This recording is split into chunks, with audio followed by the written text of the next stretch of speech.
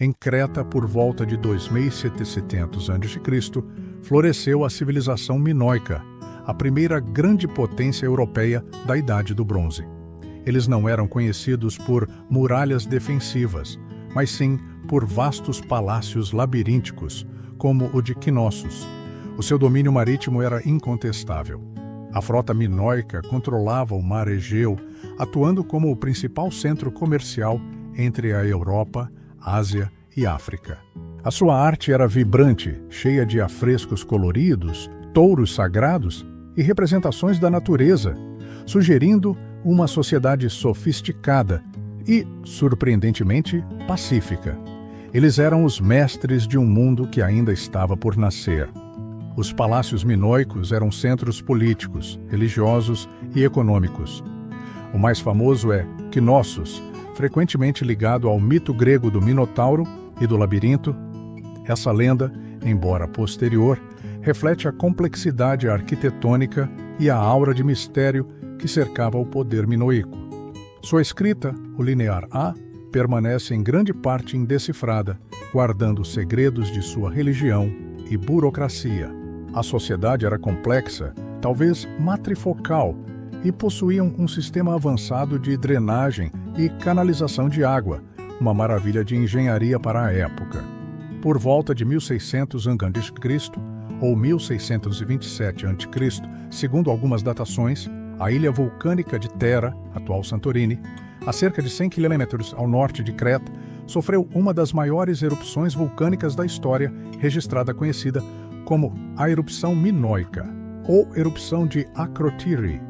A explosão foi tão colossal que formou uma caldeira no centro da ilha, ejetando bilhões de toneladas de cinzas na atmosfera. O evento é frequentemente citado como a possível base histórica para o mito da Atlântida de Platão. A erupção de Thera não apenas cobriu o Mediterrâneo com cinzas, mas também gerou um imenso tsunami. As estimativas sugerem ondas de dezenas de metros de altura que varreram as costas do norte de Creta. Embora Creta não tenha sido completamente destruída, a onda aniquilou a maior parte da frota minoica, destruiu cidades costeiras e devastou a agricultura de baixa altitude, essencial para sustentar a densa população. O golpe na infraestrutura e na economia marítima foi catastrófico e imediato. As cinzas vulcânicas caíram sobre Creta, sufocando as colheitas e tornando a terra infértil por anos. O ecossistema foi perturbado e a fome e a instabilidade se seguiram. Embora os palácios centrais, como Knossos, tenham sobrevivido à erupção inicial e ao tsunami, a base econômica da civilização foi minada. O comércio parou, a produção de azeite e vinho caiu e a confiança na liderança, que talvez estivesse ligada a deuses irados, se desintegrou lentamente, mas de forma inexorável. Nos 100 anos seguintes à erupção, a civilização minoica entrou em um período de declínio lento. Os palácios foram reconstruídos, mas o esplendor e o poder centralizado nunca mais retornaram completamente. Há evidências de que o controle sobre as rotas marítimas foi perdido. A sociedade, antes aparentemente unificada, começou a fragmentar-se em centros regionais menores. A arte e a arquitetura tornaram-se menos elaboradas. O trauma ecológico e econômico havia aberto uma ferida que não cicatrizava. Por volta de 1450 d.C., um novo povo, os micênicos, vindos do continente grego, começou a exercer uma influência dominante.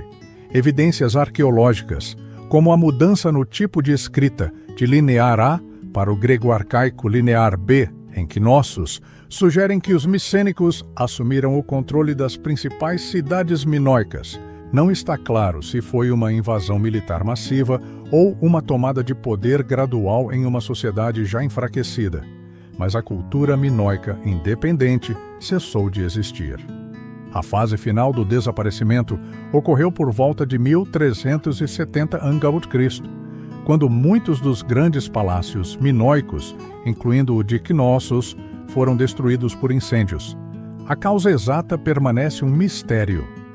Foi uma rebelião minoica contra os novos governantes micênicos? Foi uma guerra interna entre facções micênicas rivais? Ou foi um desastre natural final? Independentemente da causa, a destruição marcou o fim da ordem política e social que havia definido a civilização minoica por mais de um milênio. Os minoicos desapareceram como potência, mas seu legado cultural persistiu. Eles influenciaram profundamente os gregos micênicos e, por extensão, a Grécia clássica. A sua arte, lendas e o controle marítimo serviram de base para as civilizações subsequentes do Egeu. Suas ruínas foram redescobertas no início do século XX pelo arqueólogo Sir Arthur Evans, revelando a existência de um mundo perdido que a história havia esquecido. Sua queda serve como um lembrete da fragilidade até mesmo dos maiores impérios face a cataclismos naturais e à mudança política. O desaparecimento dos minoicos não é único.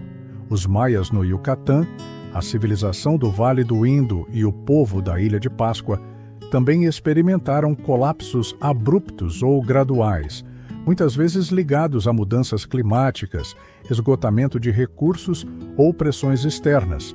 A história minoica nos ensina que a resiliência de uma civilização é testada não apenas pela sua força militar, mas pela sua capacidade de se adaptar a choques ambientais e econômicos. O mistério persiste. Eles foram vítimas da natureza ou o seu próprio sucesso os tornou vulneráveis?